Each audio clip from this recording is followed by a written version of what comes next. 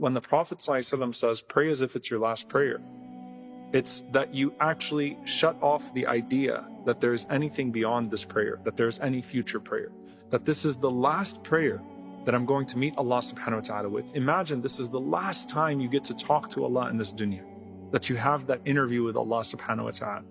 And it could indeed be the case that it's the last time that you go into that salah. And so it connects to a greater idea of dunya. And here's what I want you to think about.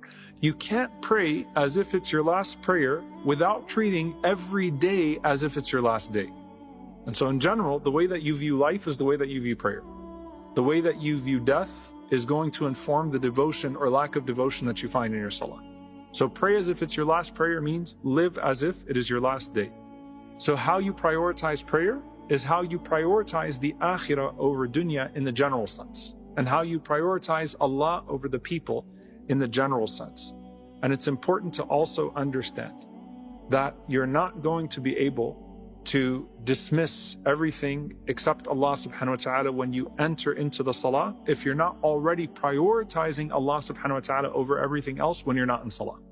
So it speaks to your overall priorities. And this is why the scholars mention that as you enter into the prayer, you are either amongst the muhibbeen, you're amongst the lovers coming back to that domain of love, or you're amongst the muqassirin, you're amongst the deficient who are coming back to apologize, the mudhnibeen, the sinners, to apologize and to come back to Allah subhanahu wa ta'ala with all of the ways that you've forgotten Him between those two prayers. Ibn al-Qayyim rahimahullah says that Allah subhanahu wa ta'ala allows you to experience the external desires out of His mercy.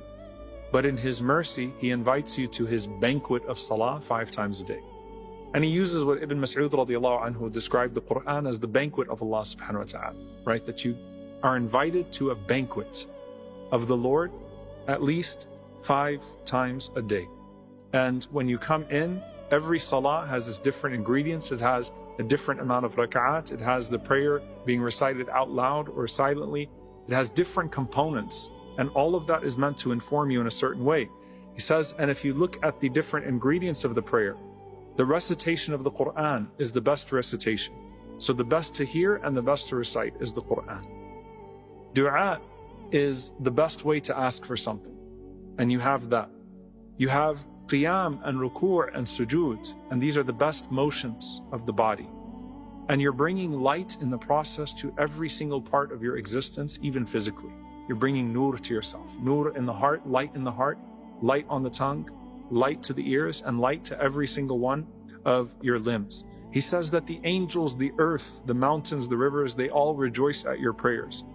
And you're inspired towards righteousness in a way that your loved ones rejoice at your prayer as well.